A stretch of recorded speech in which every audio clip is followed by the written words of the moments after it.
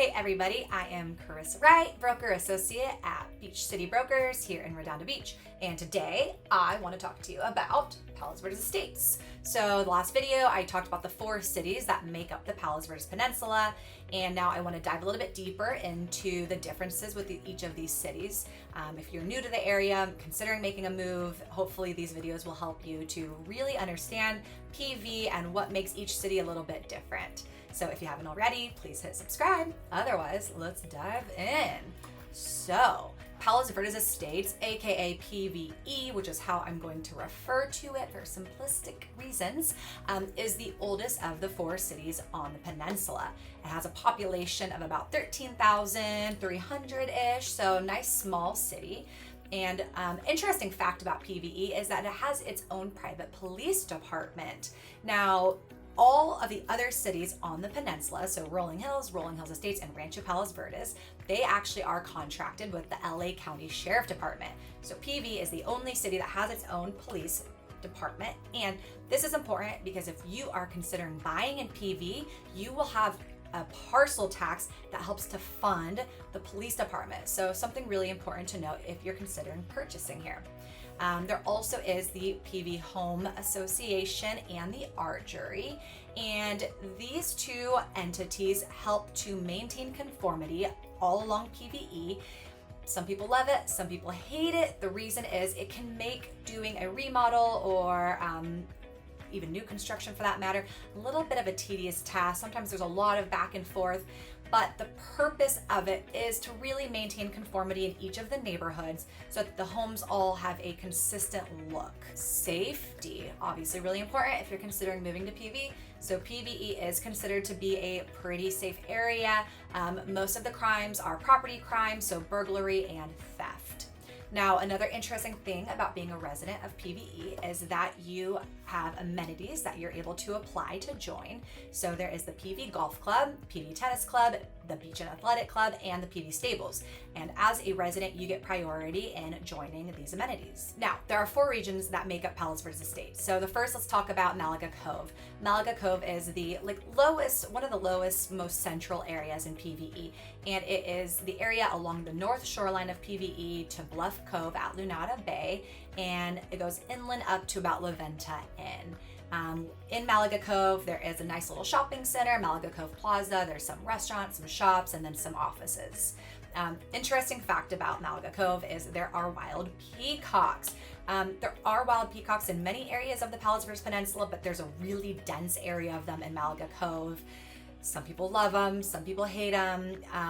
They're beautiful animals, obviously, but they can be a little bit destructive in terms of eating vegetation and then obviously leaving droppings everywhere. So something to definitely consider, and they're a little bit noisy. Some people like it, some people don't, but something very important to think about.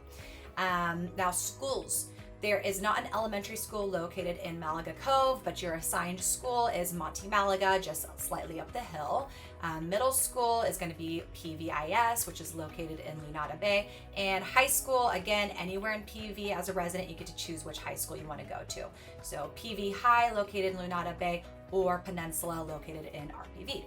Now, distance. I chose Redondo Beach to be our distance indicator to help you understand how far you are from the beach cities. So Malaga Cove is going to be one of the closer areas, and I'd say it's about 1 to 3 miles depending on where you're located in Malaga Cove. So about a 2 to 5 minute drive to get to the Riviera Village.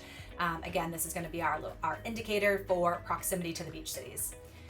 Home prices. So the lowest price in Malaga Cove in the last 6 months was $860,000, and this is for a 2-bedroom, 2-bath condo. Now, keep in mind, if you watched my last video about the pros and cons of PV, there's only 2 areas in Palos Verdes Estates that have multifamily, and that's Lunada Bay and Malaga Cove. So there are condos here. The highest in the past 6 months was $4.5 million. That's for a 5-bedroom, 4-bath, and the average sales price was $3.1 million for a 4-bedroom, 3-bathroom house. Views. This is one of the things that people love about Malaga Cove You have amazing views from many of the homes. Queen Necklace, which is the bay, the beach cities, to Santa Monica up to Malibu, and then sometimes like LA Basin views, downtown views as well. So I'd say the benefits of living in Malaga Cove are proximity to the beach cities, views, and then also the homes are really beautiful. There's a lot of red tile roof neighborhood, houses throughout the neighborhood. So really cool Spanish style, beautiful neighborhood. You kind of feel like you're in Europe somewhere, San Tropez maybe. Okay, next neighborhood let's dive into is Monte Malaga. And this is going to be the area just right above Malaga Cove. So it's above La Venta Inn. And then it goes to the border of Lunada Bay and then all the way up to the Rancho Palos Verdes border at the top of the hill. Schools in Monte Malaga, you have Monte Malaga Elementary, and then again, same for the middle school, PVIS, and high school you to choose. Distance to Redondo Beach, you're looking at about 3 to 5 miles, roughly, I'd say, depending on location. And that could be anywhere from 5 to 15-minute drive. Home prices. So many of the lots in Monte Malaga are large. They're some of the largest in all of PVE, which is great if you want a little bit more space. Last 6 months, lowest sales price was $1.9 million for a 2-bedroom, 2-bath, single-family home. So there aren't any multi-family houses in Monte Malaga. The highest sale was for $7 million. It was a 7-bedroom, 8-bathroom, and average, we're looking at about $3.8 million for a 4-bed, 4-bath. Views, a lot of the homes in Monte Malaga have great views. Again, the Queen's Necklace views, some city, LA, downtown views. But I wouldn't say the views are as frequent in Monte Malaga compared to Malaga Cove. Malaga Cove, the way it's built, you're a little bit more in the hill, so typically the homes have better views than Monte Malaga, where it can get a little bit more flat up on top. Let's jump into Lunada Bay. So there used to be 2 areas, Lunada Bay and then Margate. Now it's all known as Lunada Bay. And Lunada Bay is the area, it's on the western side of Palos Verdes Estates, south of Malaga, and north of the Rancho Palos Verdes border. There is a commercial shopping center in Lunada Bay. There's a little marketplace, some restaurants, and some businesses. So that's always a great thing. Schools. There is an elementary school. There is Lunada Bay Elementary. The middle school is located here as well, PVIS, Palos Verdes Intermediate. And the high school, PV High, is here as well. Again, high schoolers can choose which high school they want to go to, but this is where PV High is located. Prices. So there are some multifamily houses here in Lunada Bay. Lowest price in the last 6 months was $1 million. That was for a 2-bed, 2-bath condo. Highest sale was $17 million for a 7-bedroom house, 13,000 square foot, so really big. And the average was $3.75 for a 4-bed, 4-bath. Now, distance to Redondo Beach. Jesus, I need more coffee. Maybe I don't need more coffee, who knows? Anyway, distance to Redondo Beach. Depending on where you're located, it's about 3 to 5 miles, I would say. Sometimes traffic can get backed up trying to get out of Lunada Bay because there aren't many ways in and out. There's only, I'd say, like about 3. So without traffic, I would say you're looking at about 10 minutes to get to the Riviera Village. With traffic, maybe 20-ish, depending on where you're coming from and what time of day. So something to keep in mind if you are going to need to be driving for work every day and you're going to be hitting rush hour, definitely something to keep in mind. Lunada Bay is a little bit further when you are looking at access to the beach cities. Now, there are 2 parts of Lunada Bay. There's Upper Lunada and Lower Lunada. These are unofficial terms, but Lower Lunada is the area west of PV Drive West, and this is where the high school is. There's also bluff access. So something I didn't mention earlier is there aren't a lot of swimmable beaches in PV. You can take a little hike down a couple of these bluffs and get to a rocky beach, but it will not be your standard sandy beach. If you want to access that, you typically have to drive to Redondo. That's going to be your closest, or Rat Beach and Torrance, right next to each other.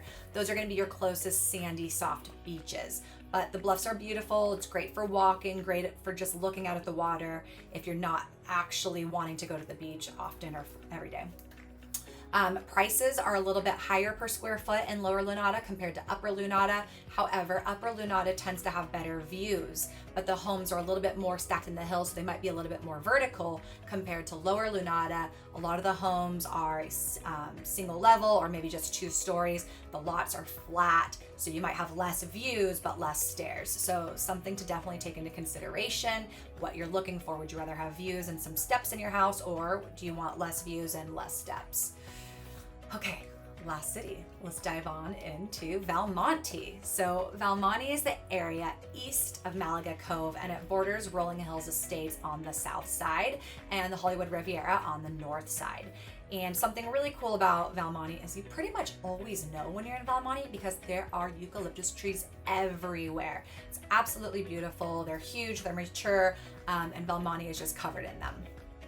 Now, there are no schools in Valmonte. If you live in Valmonte, typically your assigned school is going to be Silver Spur Elementary, which is actually Rancho Palos Verdes address, but it's the closest in proximity to Valmonte. Middle school, again, you're going to be at PVIS, and high school, you still get to choose because you're in PV. Now, let's talk about distance to Redondo Beach, Riviera Village. I would say depending on your location in Valmonte, it's going to be about 1 to 5 miles. So anywhere from a couple of minutes up to maybe 10 minutes. So pretty close to the beach cities. And last point, home prices. So within the last 6 months, the lowest sale was for $1.6 million for a 2-bed, 2-bath single family home. There's no multifamily housing here in Valmonte. The highest is going to be 5.3. That was for a 6-bedroom, 8-bathroom home, and the average was 2.6 million for a 4-bed, 3-bath home. Views, my very last point, I promise. Views tend to be pretty limited in Valmonte. Most of the lots are pretty flat. Occasionally there's a house that has some ocean views, maybe a little Queen Necklace peekaboo. Sometimes there's some city views, but quite often the lots are flat and they don't have a lot of views in those areas. So that is my Palos Verdes Estates recap, and I would love to know in the comments what your favorite part of PVE is. Valmonte, Malaga Cove, Monte Malaga, or Lunada Bay. And again, if you have any questions, please feel free to leave them in the comments or feel free to contact me as well. Thanks again.